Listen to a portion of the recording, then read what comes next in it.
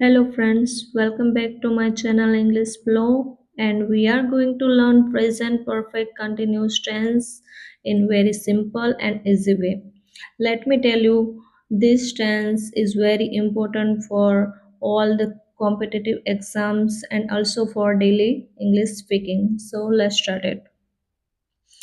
સૌ પ્રથમ આપણે શીખીશું ડેફિનેશન એટલે કે વ્યાખ્યા. જ્યારે કોઈ ઘટના અમુક સમયે શરૂ થઈ ચૂકી હોય તથા વર્તમાનમાં પણ તે ચાલુ હોય ત્યારે તેના માટે ચાલુ પૂર્ણ વર્તમાન કાળનો ઉપયોગ થાય છે. એટલે કે જ્યારે કોઈ ઘટના છે અમુક સમયે શરૂ થઈ ચૂકી હોય અને વર્તમાનમાં પણ ચાલુ હોય ત્યારે આ કાળનો ઉપયોગ થાય છે. કીવર્ડ્સ છે સિન્સ એટલે કે નિષ્ણાંત સમયે. જ્યારે આગળ એક્ઝામ્પલ જોશો તો જે સેન્ટેન્સ આપેલા હશે એની લાસ્ટમાં સિન્સ લાગશે અથવા ફોર લાગશે. સિન્સ અને ફોર. પણ સિન્સ ક્યારે લગાવવું અને ફોર, તો સિન્સ એ નક્કી સમય માટે છે, કોઈ સમય એક્ઝેક્ટ આપેલો હોય તેના માટે છે. જ્યારે ફોર છે સમયની અવધિ માટે છે, એટલે કે 2 કલાક માટે, એ રીતે. પછી બીજા જે કીવર્ડ્સ હોય છે એ છે all day, for 2 hours, since morning, for a long time. તો એ બધા જે વર્ડ્સ છે એ સામાન્ય રીતે સેન્ટેન્સમાં જોવા મળે છે. પછી જોઈશું સિન્સ ક્યારે લાગે. સિન્સ જ્યારે સ્ટાર્ટ ટાઈમ પોઈન્ટ માટે, એટલે જ્યાંથી કામ સ્ટાર્ટ થયું હોય, જેમ કે હું સવારની કામ કરી રહી છું, તો એ સવાર છે એ સ્ટાર્ટ પોઈન્ટ માટે since. I have been working since morning, એ રીતે કહી શકાય. પછી ફોર ક્યારે લાગે, તો ફોર છે એ પીરિયડ એટલે ડ્યુરેશન માટે, કેટલા સમય સુધી કામ ચાલુ છે. હું 2 કલાકથી કામ કરી રહી છું, તો એ સમયગાળો છે એ એના માટે ફોર લાગશે. તો સિન્સ અને ફોરમાં હવે તમને ખબર પડી ગઈ હશે. હવે આગળ જોઈએ હેવ બીન. હવે વાક્યમાં આ હેલ્પિંગ વર્બ છે એ ઉપયોગ થાય છે, have been and has been. તો હેવ બીન છે એ પ્લુરલ સાથે, એટલે કે આઈ. હવે આઈ એ પ્લુરલ નથી, પણ જેમ કે ગુજરાતી વ્યાકરણમાં અમુક અપવાદ હોય છે એ રીતે આમાં પણ આઈ એ અપવાદ છે, એની સાથે હેવ બીન લાગે છે. આઈ, યુ, વી, ધે સાથે શું લાગશે? Have been. હેવ બીન લાગશે. જ્યારે સબ્જેક્ટ બહુવચન પ્લુરલ હોય અને આઈ, યુ, વી, ધે હોય ત્યારે હેવ બીન લાગે. અને હેઝ બીન એટલે સિંગ્યુલર સબ્જેક્ટ એટલે કર્તા. હી, સી, ઇટ, નેમ સાથે શું લાગશે? Has been. જ્યારે સબ્જેક્ટ એક વચન સિંગ્યુલર હોય, હી, સી, ઇટ, નેમ હોય ત્યારે શું લાગશે? Has been. જ્યારે વાક્ય તમે જોશો, સેન્ટેન્સ જોશો એટલે વધુ ખબર પડશે.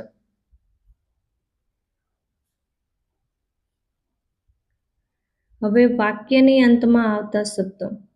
હવે જો વાક્યની અંતમાં, ગુજરાતી વાક્યની અંતમાં આવા શબ્દો આવતા હોય, જેમ કે આવી રહ્યા છીએ, રિપીટ કરી રહ્યો છે, સમજાવી રહ્યા છીએ, બોલાવી રહ્યા છે, પાણી પી રહ્યા છે, વરસાદ વરસી રહ્યો છે, શીખી રહ્યા છે, જોઈ રહ્યા છે. હવે પ્રેઝન્ટ કન્ટિન્યુઅસ અને પ્રેઝન્ટ પરફેક્ટ કન્ટિન્યુઅસ એ બંને સેમ લાગે છે, કેમ કે બેની વાક્યની અંતમાં સરખા શબ્દો આવે છે. પણ ડિફરન્સ બે વચ્ચે એ છે કે પ્રેઝન્ટ પરફેક્ટ કન્ટિન્યુઅસમાં શું હોય છે? સમયગાળો આપેલો હોય છે, એટલે કે પાસ્ટમાં શરૂ થયું છે પણ હજુ ચાલે છે. એટલે પાસ્ટમાં એટલે જેમ કે સવારથી કામ કરી રહી છું, એટલે એ આખો સમયગાળો સવારથી લઈને અત્યાર સુધી. અને જ્યારે પ્રેઝન્ટ કન્ટિન્યુઅસમાં વોટ ઇઝ હેપનિંગ નાઉ, એટલે કે અત્યારે શું થઈ રહ્યું છે એના વિશે હોય છે. હું વાંચી રહ્યો છું એટલે હાલ વિશે માહિતી આપેલ છે. પણ હું સવારથી વાંચી રહ્યો છું એટલે એ કામ સવારથી શરૂ થયું છે, એટલે કે પાસ્ટમાં what has been happening past અને પ્રેઝન્ટ એટલે અત્યાર સુધી ચાલે છે. તો આ બંને વચ્ચે આ ડિફરન્સ છે. હવે આપણે જોઈશું અફર્મેટિવ એટલે કે પોઝિટિવ, હકાર વાક્ય, હકારાત્મક વાક્ય એ કહી શકો. તો તેમાં જો સેન્ટેન્સ છે એને બનાવવું હોય તો સૌ પ્રથમ શું લેવાનું? સબ્જેક્ટ. હેઝ અને હેવ. હવે હેઝ કહી દીધું તમને, સિંગ્યુલર સાથે આવશે, સિંગ્યુલર સબ્જેક્ટ છે એની સાથે આવશે હેઝ, અને હેવ પ્લુરલ સાથે. પછી બીન, વર્બ એટલે ક્રિયાપદ, જે પણ ક્રિયાઓ કરો છો, ખાઓ છો, પીઓ છો, જે પણ છે એ ક્રિયા છે એને વર્બ કહેવાય, વર્બ. અને પછી આઈએનજી. સિન્સ અને ફોર, જે રીતે કહ્યું કે સિન્સ કોની સાથે લાગે ને ફોર, અને ટાઈમ. તો આ સ્ટ્રક્ચર દ્વારા આખું વાક્ય બનાવવાનું છે. જેમ કે એક્ઝામ્પલ છે, હું 2 કલાકથી અભ્યાસ કરી રહ્યો છું. તો સબ્જેક્ટ લેવાનું હું એટલે આઈ, પછી આઈ સાથે શું લાગે? હેવ, પછી બીન, વર્બ એટલે વાંચવું, અભ્યાસ કરો, સ્ટડી, પણ કેવું? આઈએનજી વાળું, સ્ટડિંગ. 2 કલાકથી એટલે શું? ડ્યુરેશન બતાવે છે એટલે શું આવશે? for 2 hours. I have been studying for 2 hours. પછી તે સવારથી રસોઈ બનાવી રહી છે. તે છે એ કરતા સી, એની સાથે શું લાગે? Has been. રસોઈ બનાવવું એ વર્બ થઈ ગયું. Cooking since morning, she has been cooking since morning. તો આ રીતે અફર્મેટિવ સેન્ટેન્સ બનાવી શકાય. અહીંયા લખેલું છે સિન્સ એ ચોક્કસ સમય માટે વપરાય, જેમ કે સિન્સ મંડે, સિન્સ 8 o'clock. અને ફોર છે એ સમયની અવધિ માટે, for 2 hours, for a week. તો આ યાદ રાખવાનું છે. નેક્સ્ટ આવે છે નેગેટિવ સેન્ટેન્સ. તો એના માટે સ્ટ્રક્ચરમાં ફેરફાર એટલો જ થાય છે કે હેઝ અને હેવ પછી શું લાગે? નોટ લાગે. પછી been, verb, ING, since, for, time. હું ગઈકાલથી પુસ્તક નથી વાંચી રહ્યો એટલે શું બતાવે છે? પહેલા એ કામ કરતો હતો પણ હવે નથી કરી રહ્યો, છોડી દીધું એમ. તો I have not been reading the book since yesterday એટલે કાલથી. તેઓ 3 દિવસથી સ્કૂલ જઈ રહ્યા નથી અથવા નથી જઈ રહ્યા. તો તેઓ છે એ શું થયું? સબ્જેક્ટ. ધીસ એ પ્લુરલ છે તો એની સાથે શું લાગે? હેવ. પછી not been going to school for 3 days, 3 દિવસથી. શું બતાવે છે? ડ્યુરેશન.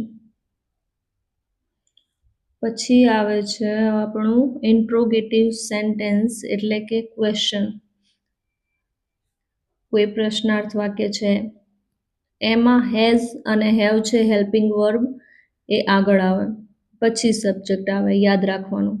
પછી બીન આવે, વર્બ, આઈએનજી, સિન્સ, ફોર અને ટાઈમ. શું તમે લાંબા સમયથી રાહ જોઈ રહ્યા છો? તો તમે, સબ્જેક્ટ તમે છે યુ સાથે શું આવે? Have you been waiting for a long time? બસ આ સબ્જેક્ટને ધ્યાનમાં રાખવાનું અને એના દ્વારા જ તમારે સેન્ટેન્સ બનાવવાની કોશિશ કરવાની. પછી શું તે સવારથી કામ કરી રહી છે? તે છોકરી, એની સાથે શું લાગે? હેઝ, સિંગ્યુલર સબ્જેક્ટ સાથે. C bin working since morning? Has C bin working since morning? તો આ રીતે પણ ઇન્ટ્રોગેટિવ સેન્ટેન્સ સ્ટ્રક્ચર દ્વારા સ્ટ્રક્ચરને ધ્યાનમાં રાખી અને વાક્ય બનાવી શકાય.